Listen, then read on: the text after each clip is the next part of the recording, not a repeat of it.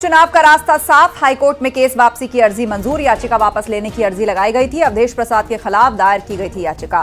तो अब मिल्कीपुर में चुनाव होने का रास्ता साफ हो गया है। दरअसल मामला हाईकोर्ट में था, जिसके चलते यहां पर चुनाव को अनाउंस नहीं किया गया था चुनाव आयोग द्वारा, और अब केस वापसी की अर्जी को मंजूर कर लिया गया है। अवधेश प्रसाद के खिलाफ ये याचिका लगाई गई थी, जिसके बाद अब वहां पर चुनाव होने का रास्ता साफ हो गया है।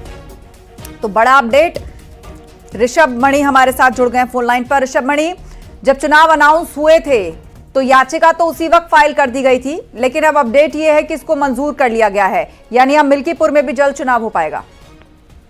जी बिल्कुल, ये कहना बिल्कुल सही है कि मिल्कीपुर विधानसभा में अब उपचुनाव का रास्ता बिल्कुल साफ हो गया है। 2022 में जब अवधेश प्रसाद उस सीट पर जीते थे, बाबा गोरखनाथ जो भारतीय जनता पार्टी के प्रत्याशी थे उनको हराया था, उसके बाद उन्होंने याचिका दाखिल की थी, उनके चुनाव को चुनौती दी थी।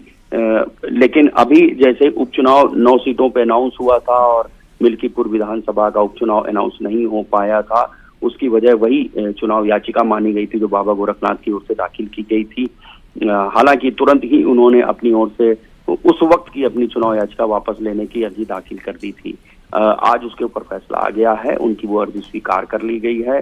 तो अब ये जैसे ही हाईकोर्ट लखनऊ बेंच का ऑर्डर इलेक्शन कमीशन पहुंचेगा इस ऑफिशियल अपने चैनल से, इसके बाद आगे की प्रक्रिया आरंभ हो जाएगी। लेकिन ये कहना बिल्कुल सही है कि अब मिल्कीपुर विधानसभा में जो विधानसभा का उपचुनाव है उसका रास्ता बिल्कुल साफ हो गया है। बिल्कुल ऋषभ, अगर बात करें मिल्कीपुर की तो इससे लेकर सियासत भी खूब हुई, और जैसे ही लोकसभा चुनाव में समाजवादी पार्टी ने अयोध्या सीट से जीत दर्ज की, उसके बाद एक बड़ा नाक का सवाल अयोध्या बन गया।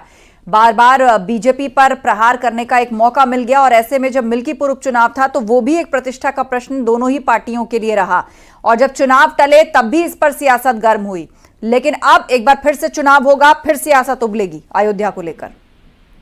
देखिए, मिल्कीपुर विधानसभा का जो 2022 में भी चुनाव हुआ था वो तब भी बहुत चर्चित चुनाव नहीं था। चर्चा में तब आया जब मिल्कीपुर विधानसभा से विधायक जो थे अवधेश प्रसाद, उनको अयोध्या से लोकसभा का टिकट दिया गया और उन्होंने विजय भी हासिल की समाजवादी पार्टी से। अयोध्या सीट सामान्य सीट है, जबकि Awadhesh Prasad schedule caste category से आते हैं। तो समाजवादी पार्टी ने हिम्मत दिखाई थी कि एक सामान्य सीट पे उन्होंने शेड्यूल कास्ट रिजर्व कैटेगरी के जो कैंडिडेट है अवधेश प्रसाद, उनको टिकट दिया था और अवधेश प्रसाद ने उस पर जीत हासिल की, भारतीय जनता पार्टी के लल्लू सिंह को हराया। अयोध्या में चूंकि राम मंदिर का निर्माण हो चुका था, हर तरफ माहौल राममय बना हुआ था, ऐसे माहौल में जब एक बिल्कुल और अब जो तमाम अड़चने हैं वो खत्म हो गई हैं। अब जल्द ही मिल्कीपुर में चुनाव का रास्ता जो है वो साफ हो गया है। बहुत शुक्रिया अपडेट के लिए ऋषभ मणि।